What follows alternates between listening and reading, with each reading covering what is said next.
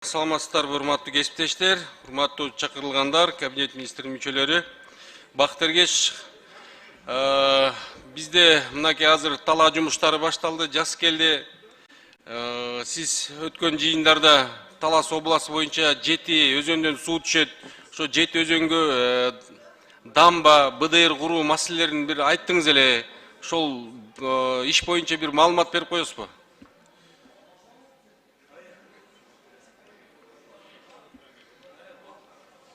Азыр Сокеев Алмаз Тербеш берет. Талас боюнча.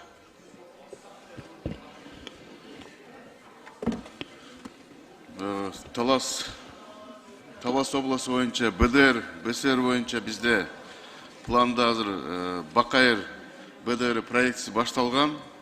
Азыр Нылды, ана Күмүштакты проектирование быйылка киргизип баштайбыз.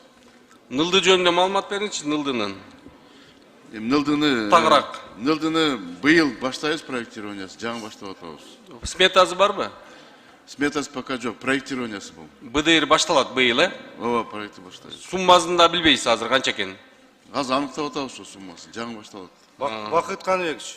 Быйыл долбоорлоо ишти башталат, долбоорлоо ишти бүткөндөн кийин курулуш иштери башталат, тендер бүткөндөн. Ошо мен да тактап коеюн деп атам да ошону. Рахмат сизге. Бакчырге ушуну эртерээк баштап алсак, себеби дегенде Таласта абдан мындай суунун башында туруп алып, ошо сууну да колдоно албай атабыз да.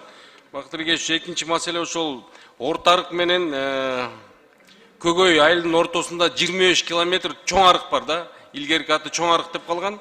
Бул дагы эгер бетонировать этип канал курула турган болсо, бир 3.000–3.500 гектарды мындай камсыз кылат эле да.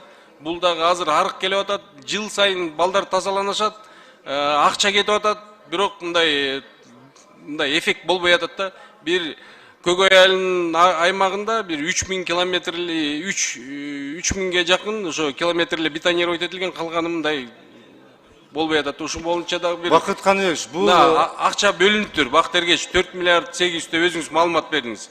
Ушул жака бир көңүл буруп койсоңуз жакшы болот эле да. Бакыт Каныбекович, бул внутрихозный канал. Бул биздин баланста эмес. Сиз жардам берсеңиз. Эмне үчүн дегенде биз азыр Кыргызстан боюнча ички каналдардын баланска алуу боюнча иштер жүргүзүп атабыз да.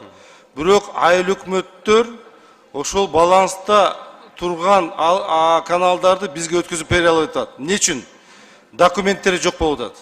Ошол документтерди жеткизе албай, жасай албай, бизге өткөзө албай атышат да. Ошону сиз дагы бир айыл өкмөтүнө өзүңүз как депутат катары айтсаңыз, биз дароо эле алабыз дагы, анан капиталдык курулушка киргизебиз, акча каражатыбыз бар, киргизебиз. Анткени биз акча каражат киргизе албай атабыз да. Кийин нецелевой деген сөз болуп калат. Ошону тездетелик. Сизге маалымат катары айтып коеюн, мен өткөн аптадан бери мындай бир нече ошол жаңа түзүлгөн айыл аймактын жетекчилери менен, жаңы шайланган депутаттар менен жолуктук.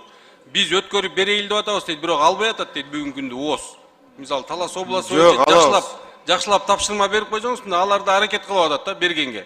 Бирок албай атат дейт. Мына ошондой бир эле неме айтып коеюн, факт мынакей Шумкар Уя айыл аймагында бир 100 гектардан ашыгыраак жерди мына Шейрен каналы бар экен. Өзүбүз акчабызга каражатка салайлы десек, уруксат бербей атат дейт. Андай болбош керек. Шумкар Уя аябай бай айыл өкмөт. Өзүбүз салабыз дейт алар. Акчасын берет, бизге уруксат эле берип койсун дейт. Хорошо. Ошону бир алып койсоңуз. Түшүндүм. Рахмат, ишиңиз ийгилик болсун.